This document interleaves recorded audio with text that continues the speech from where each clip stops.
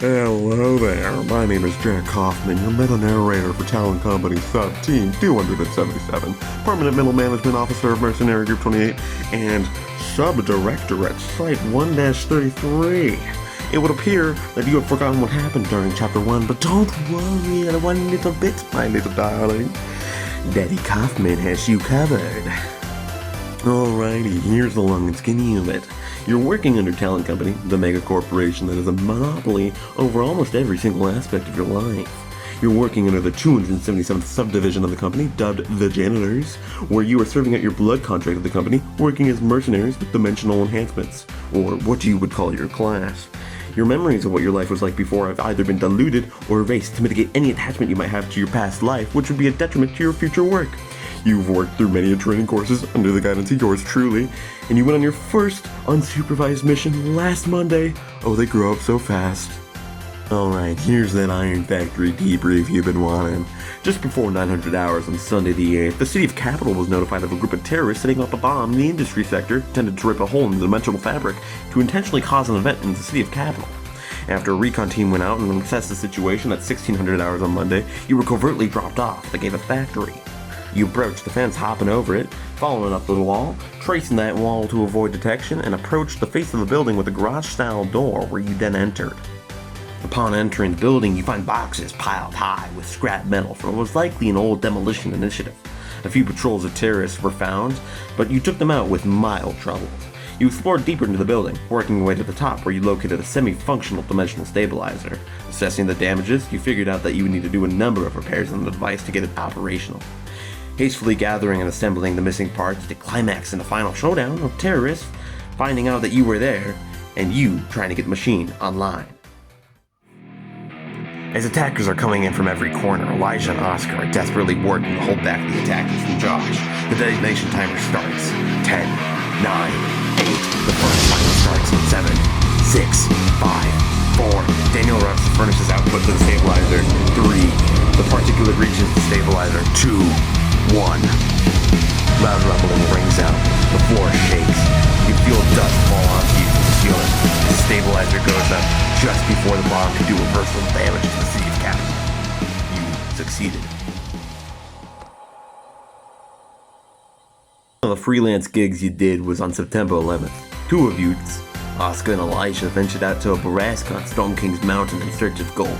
Entering in through an old destroyed elevator entrance, the new micro group found themselves in the abandoned crystal mine. This crystal mine was originally used by the first capital, as its crystals are a crucial part to peek through the cross dimensions. That was before the initial dimensional rip happened, which, due to safety reasons, would cause all mining operations to stop, and subsequently, all miners to be stuck there to slowly die.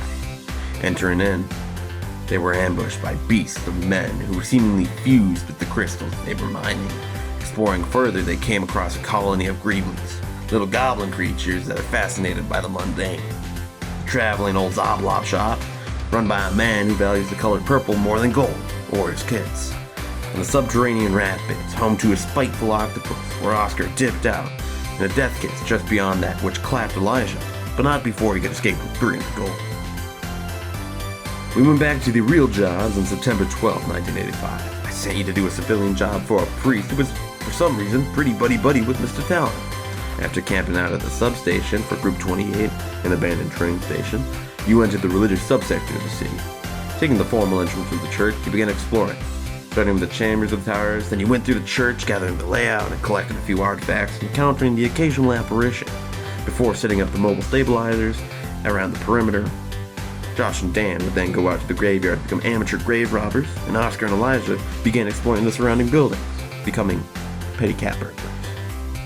After finishing up each of your escapades, y'all decided to do a final lap of the building when Oscar discovered there was something beneath the lecture.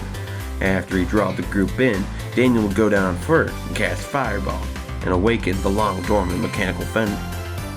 Fleeing the building, the crew narrowly made it back to the substation, where Fax from HQ requested them to show up to a meeting ASAP. You used the long abandoned tunnels to find yourself back. Arriving, you spent quite some time exploring the alien building before coming back to the top floor, finding a room filled with chart junkies and coffee addicts pouring over maps with concentric circles drawn all over them. something with DKE. Walking through, you entered into a dark war room, where you were informed that because your mission was with the church monster and was ultimately caused by you, regardless of what you say, it would now be your job to go back and fix everything you've done. Arriving back to the Continuum Defender, you were dropped in by your J-Schlatt pilot, placing your ultimate trust in it. You got through the building with relative ease, but when you got to the trial chambers, you struggled, barely got by, gritting your teeth every second of the way to get to the arcane core, ultimately destroying it, narrowly escaping. As you left on your helicopter, you watched as the church collapsed, destroying multiple blocks and resulting in a blue arcane explosion. On September 13th, the city of Lynbrook had a maintained loss of signal that combined with the massive arcane bomb currently flooding DKE in their direction. Government officials deemed it necessary to break continental law and launch an investigation party into Lynbrook to gather intel on the effects of what the wall of DKE is doing to them and to figure out if humanitarian aid is necessary. Talon Company arranged for you to take a freight train to Lynbrook to avoid any detection and detention that the normal diplomatic travel method would have brought to you. Arriving at the train station, you found the city to be covered in some sort of fungus, most prominently eastwards, with skyscrapers. Walking around the train station, you found it to be mostly abandoned in peace, everything with a thick covering of dust, and the only two people there both seemed to be living husks.